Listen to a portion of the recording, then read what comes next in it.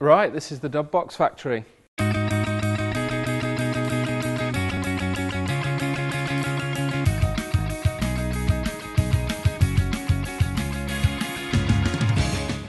Here we have the main metalwork area, the chassis jig, cutting tables. It'll take me about 6 hours to make a chassis. Then we take it to the local galvanisers. Once it's come back in from the galvanisers, all shiny, zinky, we then marry it with the BPW T-section chassis, which is all pre-approved and rated. Very simple, brilliant bit of kit. We then marry the body, bond the body to the chassis, and the whole lot will then go into the body prep tent.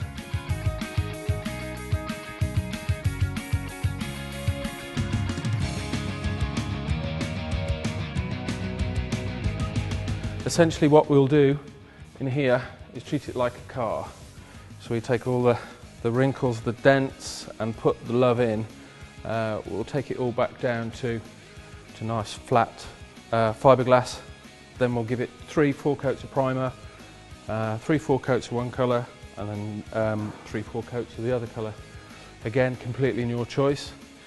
And then when it's gone off for a couple of days, it'll come out into the main finishing area, which is where most of the carpentry is done, the gas fit, the electrical fit.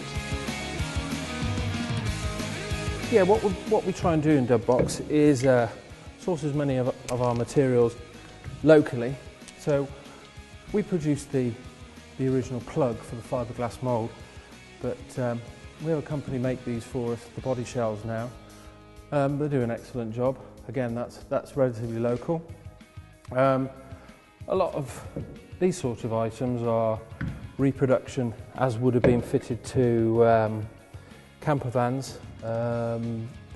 The bumpers, again in fiberglass, are produced by a guy 2 workshops that way. Our CNC cut furniture kits, which is essentially made from the boards that we press, are produced by a guy 2 workshops that way. And everything else is we try and lean towards the eco side of stuff. So instead of using the NASA tin foily blanket as insulation from now on, we're making exploration into cork sheet lining, which is sustainable. Yeah, we try and do. I mean, I'm not saying that we try and save the earth, but we try and do what we can towards localising our business and also doing as little harm as possible.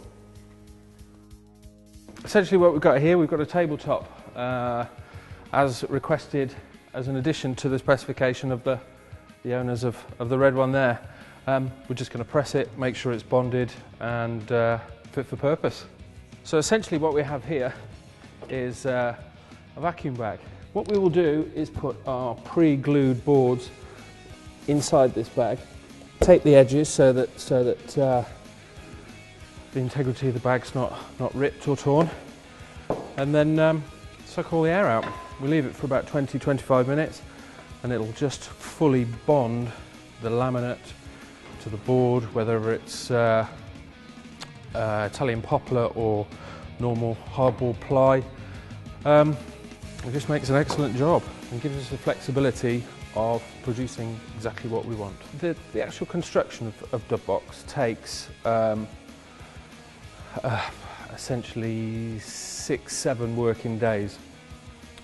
We will produce a Dub Box in around about 12 to 14 working days, and it's half of that time where the detail, the finish, the niceness, the texture that we can put into Dub Box goes. And I mean, we're never going to be producing hundreds of these, and we never aspire to producing hundreds of these. It's the ones that we produce will be finished exquisitely to the specification of the customer. I think the reason that people choose dub box over others is the vast choice. There are two consistent factors within dub box, and that's the body shape, not necessarily the size, and the two wheels and the tow bar. Everything else can change. Colours, length even, fit out, layout, and the fact that we pay attention to each and every detail. We make specials, we make quite a few specials. This one down that you may have seen earlier is to go to a chocolate fountain company in Australia. We've made photo booths, ice cream vans. With the way the workshop's set up, we can treat everything as a special and completely tailor it to what you want. We also press all of our own boards, so we're very flexible on what we actually can put in there. We press our own boards to different standards of timber, to different grades of laminate, so again, it gives you choice, it makes us completely flexible. That's essentially the factory.